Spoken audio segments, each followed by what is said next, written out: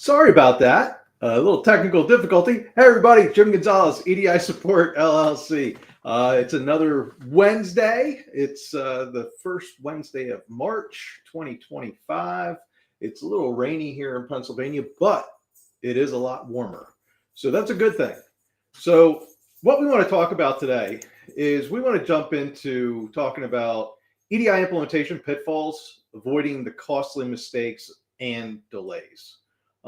As we know, time is money, whichever way you look at it. So today, what I want to go through is a couple different points that I hope will help. Now, is this the end all be all? Like I always say, no. It's me giving you some valid information of things that we see as a team, and with my 27 years of doing this. So big things is understanding the EDI implementation challenges. A lot of people will really reduce the EDI implementation piece of it. And I've seen over the years, people that are, maybe setting up a new ERP, WMS, TMS, or they're a brand new company. And EDI becomes almost like that afterthought. Like, oh yeah, we forgot about the EDI portion. We can take care of that. That's pretty easy to do. If you minimize how much the EDI is going to work in place of your system, that can be a problem. So you want to understand that depending on your system, depending on what you do, depending on your company, how you move product, all those different things, even if you're in healthcare, it doesn't really matter the industry. You want to really understand what's the complexities that you have. What are the rules that you have? And the complexities are understanding the business process of what you're trying to automate through the use of EDI. And also understanding how much poor planning on the business operations will impact your EDI implementation. So poor planning by maybe not letting your customer knows or your vendors know, or saying, hey, we don't want anybody to know. Well, I found you can do it, but you're adding more risk. I'd rather be upfront, tell the customers, tell the vendors, tell whoever it may be that we're putting EDI in place, or we're putting a new system in place to replace our existing EDI, because now your customers, your vendors, whoever you're working with is aware of that. And they can help you to say, hey, listen, this is our schedule. And I understand you want to migrate and you want to do this right now, or you want to set up EDI right now, but we're not ready. So here's what our timeline is going to be. Well, now that adds to your timeline. So being that forthcoming, understanding the different challenges, like I said, you have many moving parts. You have different people involved, whether internal or external, and just don't really reduce EDI to, it's just we can get it taken care of later. That's not typically how this is going to work out, and it's not going to play to your favor. So some of the common EDI implementation pitfalls and how to avoid them. A lack of clear strategy and planning can really hurt you. You're not defining the business goals for the implementation before it begins. You're maybe defining it as you're going along. Failing to map out the trading partner requirements and understanding, like, if you're already replacing an existing EDI system, what do you already have in place that you're doing on a manual side, or somebody's having user intervention, or whatever that looks like? So understanding that, underestimating the time and the resources needed. I had somebody come to me and say, hey, we're going to migrate 100 trading partners, and we want to do it in 2 months. I said, I'm sorry, but that's not going to involve my team, because I can't commit to 100 trading partners in 2 months. You have to look at the scale or the magnitude of work that you're looking to have done, and the project management that's involved, the technical movements. Do you already understand your EDI system that's in place? Like there's just a lot of things. So you really have to be planning this out, building a set of implementation guidelines, sorry, to figure out what does that look like? How are we speccing this out? How are we thinking this is going to work in our heads? All of those things. And if you don't have somebody to do that with you, have a conversation, with somebody that you trust. Again, especially somebody that's done EDI before. Don't just do it, think, it's just EDI, I can just throw an IT person on it. It's not how this is going to play out and how it's going to work. Poor data mapping and integration issues. You have the incorrect data formats that are causing errors. You have integration struggles with the ERP, WMS, or other accounting software, and not accounting for different trading partner requirements. So some requirements may be a standard ANSI X12, 850. Some may be a purchase order in an XML format. It may be a CSV format. You have to really outline everything that you're looking to do, understanding and scoping out who are the trading partners, what are the documents, what are all the moving parts, how are we going to integrate it, what does that business process look like, is there human intervention that we're doing currently to really process? If you're brand new to it, again, it's laying out the process. It's working with who sets up your ERP or your WMS, who's responsible for that, because you're going to want to work hand in hand with that subject matter expert. And that's why if you come to EDI support, I will typically tell you, hey, listen, we need somebody that's a subject matter expert that's going to be responsible for the ERP, the WMS, or the TMS system, because I don't, and my team should not be the ones dictating to how your business process is going to work, or dictating to the flags that are needed inside of the system, or all of those things for you.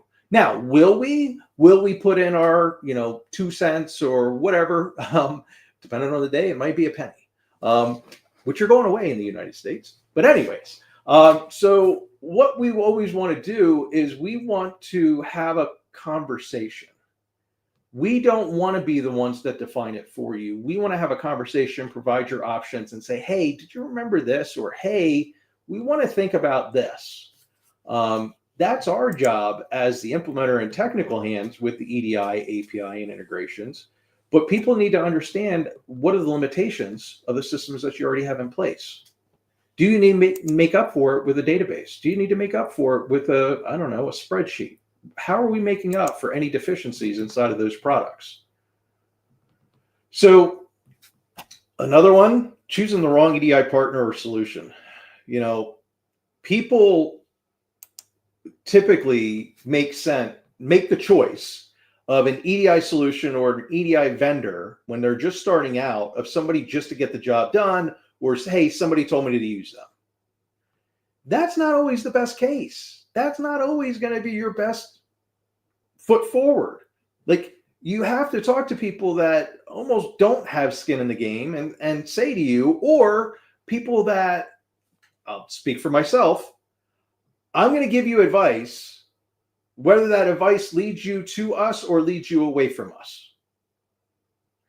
And you can ask anybody that I've talked to over the years of doing this, is because I want you to feel comfortable, do your diligence, look into these things, and have some knowledge in what you're doing.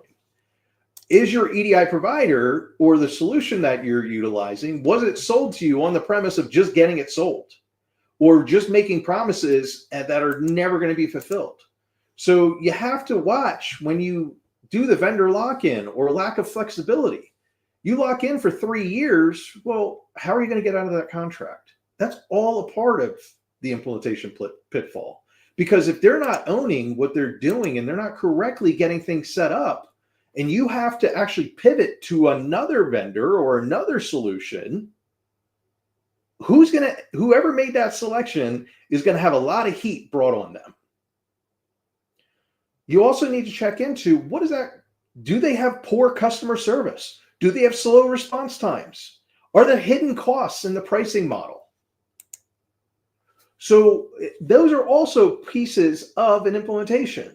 You may not realize it, But some people, if you have a high trading partner count that you're migrating, you're paying for a product that you may not actually fully utilize for a year and a half, 2 years down the road.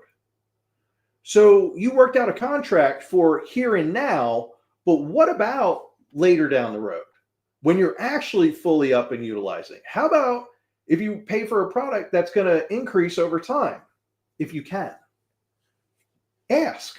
Try to work out those negotiations of saying, hey, since we're not going to have 100 trading partners on your system or on your platform tomorrow, why should I pay for it today?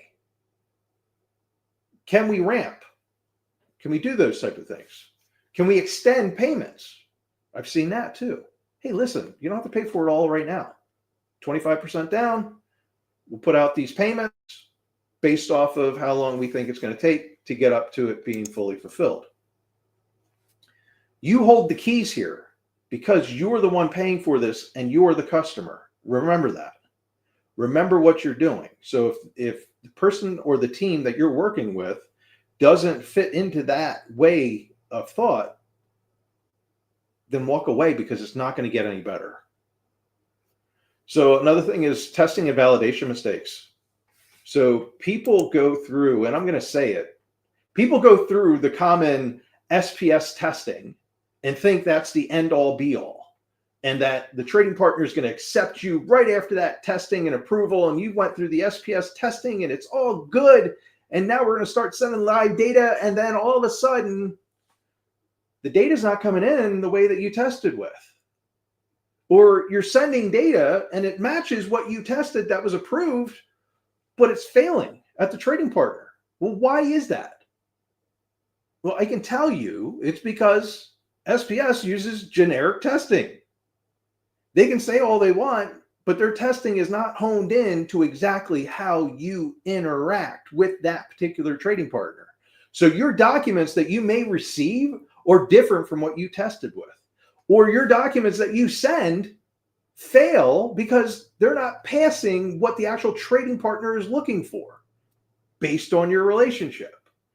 Those are all part of testing and validation mistakes.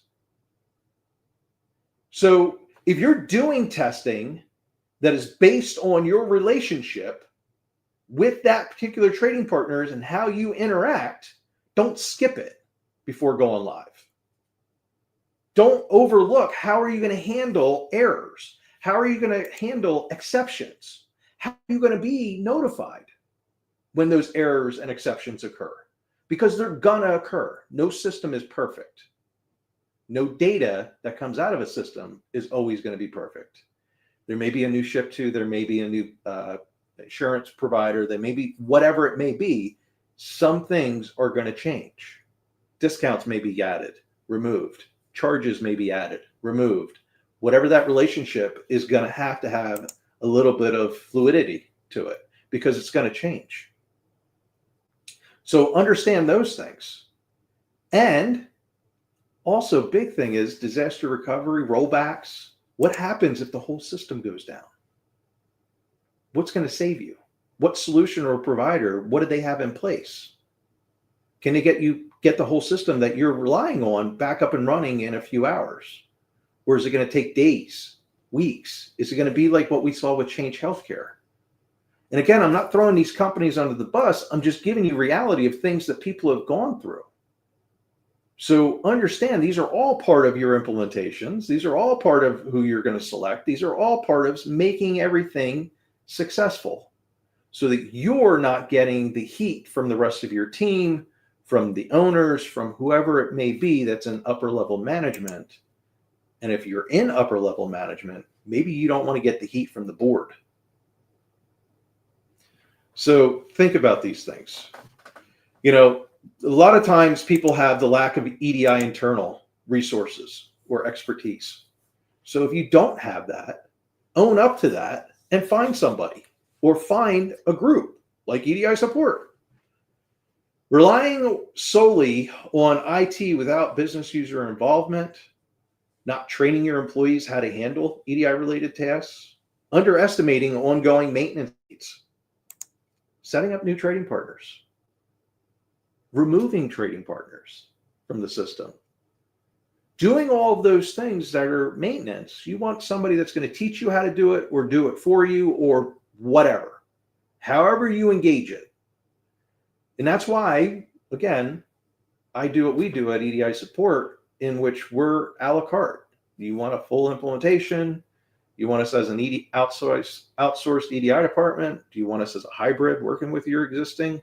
Or do you just want us time and material sitting here waiting? If you call us, email us, whatever, we can help you out. What does your provider look like? I'm not saying my model's the best. I'm simply saying this is what we offer. So understand those things. Understand where you lack, and you need to make up for that with either a person or a team. Jumping in and looking at what are your best practices for smooth EDI implementation, establishing a clear project roadmap, selecting the right EDI partner with strong support, prioritizing your data accuracy and testing, ensuring seamless integration with existing systems, and then training your internal teams on the EDI processes. If you're not at the point where you need to do that, then I understand. Have the external team, but have it be a team that you truly believe in. Somebody that's going to have your back. There's a lot of real world case studies and lessons to be learned. You can look out there and you can see what companies are doing, who they're interacting with, check out their Google reviews, check out what people are commenting on maybe their YouTube channel. Check out all these different resources to figure out who they are. We have a Discord server. Hop on there. Ask a question of the whole group. Most of the times, you'll get me to respond. Other times, and a lot of other times, you'll get other people from around the world or in other EDI organizations that happen to be in our Discord server. So no, it's not just EDI support and our team masked behind a whole bunch of different avatars or whatever. These are actual individuals around the world. And some of them work at companies that a lot of outsiders would call our competitors. I don't care, because I just want people to get educated. So find those resources, find those things, and learn from others' mistakes. Learn from, people like us that say, hey, listen, you slated this for a year, and I can tell you it's going to be 2 years. You slated this to get done in a month, and I can tell you it's going to take 6 months or thereabout. And sometimes it takes longer than that, because not everybody's on board, or not everybody's aware of a migration or a new EDI setup, or their ERP, WMS, TMS subject matter experts. They just don't have any bandwidth at that particular time. So they're not ready. So you got to make sure all these moving parts are ready and all these people are ready, and have a plan built out and scoped out. And if you don't know how to do that, find somebody that can. Find somebody that can work with you to do that. Don't think this is just going to be a snap of your fingers and all of a sudden EDI is in place, or EDI is migrated from one system to another, or one provider to another, any of those things. A lot of providers that are out there, unfortunately, will not help you to move from their system. They just won't do it. They will make it hard on you to move away from them, because they want you to stay. You are a revenue source. You want that money to stay with them. It's as easy as that. I've seen it. I've learned it. And a lot of lessons are learned through experiences. A lot of lessons are learned through integrations of different systems, different databases, working with different size companies, from startups to your enterprise billion-dollar energy entities that are exchanged, have stocks. There's a lot of things that are going on with those different organizations, but there's a lot of lessons that are also learned. So I hope this gave you some information. I hope this gave you some insight. I hope this fulfilled and maybe stopped some people in their tracks to say, hey, yeah, that gave me a little bit of knowledge, or a little bit of something to think about, or hey, that should give me a little hesitancy, because this crazy guy in Pennsylvania said take a look at it. Make sure you know what you're doing. Make sure you understand all the moving parts. Make sure of all these things. Again, Jim Gonzalez, EDI support. Check out our YouTube channel. Give us a thumbs up. Give us likes. Check out our Discord, LinkedIn. Join our groups. Anything, reach out. Set up a Calendly meeting with me. If you have any time that you want to discuss something that's dealing with EDI, API, and integrations, I'm just here to help. I'm trying to do the best I can and spread the knowledge. So I hope you take care. Have a great rest of your week, and I will talk with you next Wednesday.